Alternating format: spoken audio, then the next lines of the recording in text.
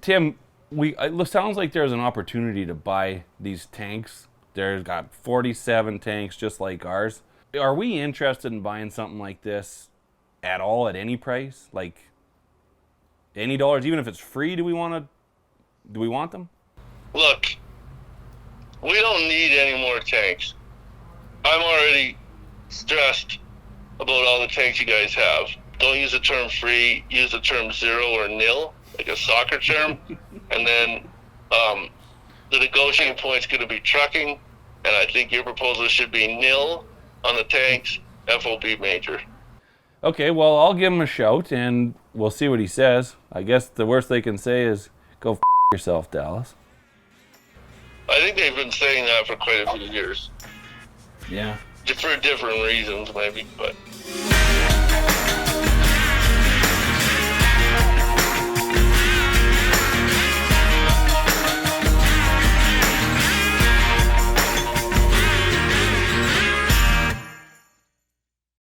Well, Tim has quite a reputation for being a master negotiator and obviously maybe a bit of a lowballer, you might call him. So I value his advice, but this is Tim, this would be most people, and I put this in the middle. So that I use for a starting point. I'm not sure that anybody is probably going to accept, you pay us and we'll take your stuff. Okay, sounds good, thank you. So this big guy's name is Casey. We bought him 2 years ago, I guess. I was raised with horses, so it seemed pretty appropriate to get another one. Dallas isn't a real fan of horses. He actually hates them, so he was real impressed that Casey came to join us. Lately, though, it's been tricky in the wintertime to get out riding. You know, I don't really enjoy being out in the elements of the winter, and with the kids' hockey schedule, it gets tricky to get out there.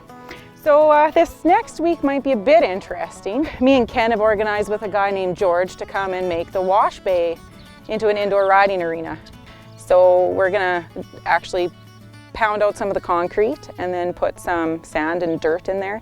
And then a couple stables as well and maybe a small tack room. The guys don't really need a wash bay. I don't think it's overly utilized. And there is a great car wash in Luceland. So it's not that far of a drive and I don't think the guys will mind it. Dallas doesn't know, so should be good. Meanwhile, near the park by his house, Tim is rekindling his first love. I had a pretty good run as a young man, but lifestyle abuse has gotten in the way. And there's been 25 years. I've hung them up for 25 years, got in the business world, built some massive companies. Feel like I've accomplished everything I can. And the only thing left for me is go back to baseball and see if I can't make a comeback at 52. Probably have to get in a little better shape. I think we made some pretty good strides in the last few days. Mechanics feel solid. I've lost a little bit on my fastball, but I think I'm a little bit more mature now, a little better able to handle adversity. We've developed a few startups. We've taken them, well, I mean, let's face it, for anyone that follows this show and follows even just the entry volume in our hockey pool, we've grown like the dickens. Now we're making acquisitions, we're international. Well, we're in Oregon. I think that's international. I mean, we're not in Oregon. We sent a truck to Oregon. And then it's sort of becoming redundant. It's sort of success, success, success. You know, you can't hardly remember what day it is. So for the last 6 months, we've been working on a deal to acquire one of our competitors and make our fleet about 50% bigger. So it's a big deal for us, and we are getting close to finding a common ground to make this mutually beneficial, and we think we're going to be able to get something done. They come back to me and said that we're probably pretty close, but that isn't going to be the right number. So do you think we should up that a little? Yeah, I don't know, I would say it's not that much more than what we were thinking. Yeah, probably stupid not to.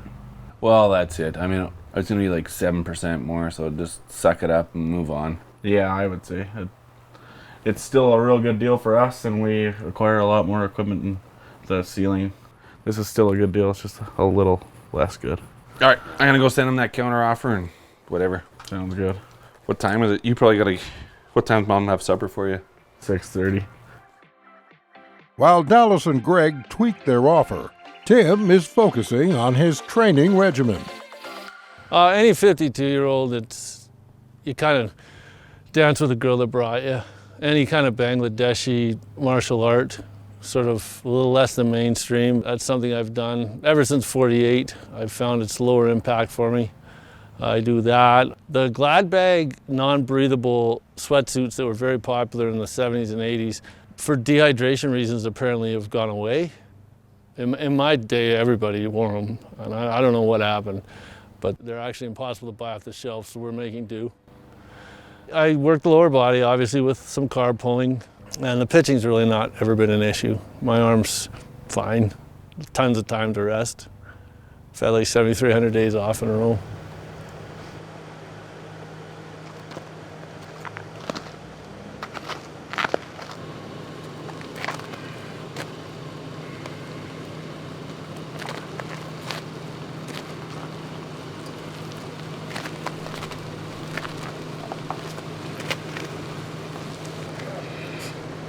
You know, just as we look towards next season, I'm going to get a little bit heavier into jazzercise and step aerobics.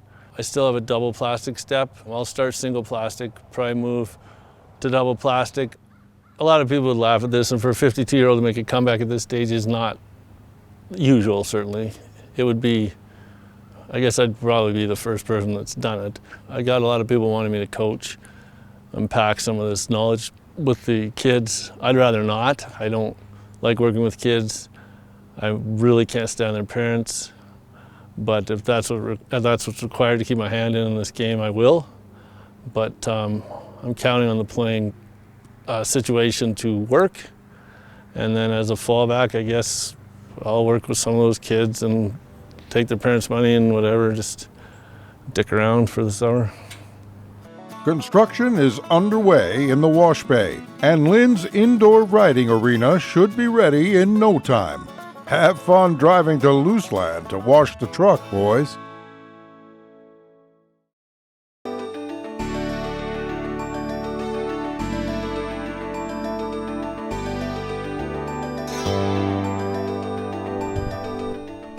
Just a little more time is all we're asking for. 'Cause just a little more time could open closing doors. Just a little uncertainty can bring you down. And nobody wants to know you now. And nobody wants to show you how. So if you're lost and on your own, you can never surrender. And if your path won't lead you home, you can never surrender. And when the night is cold and dark, you can't see light. 'Cause no one can take away your right to fight and to never surrender.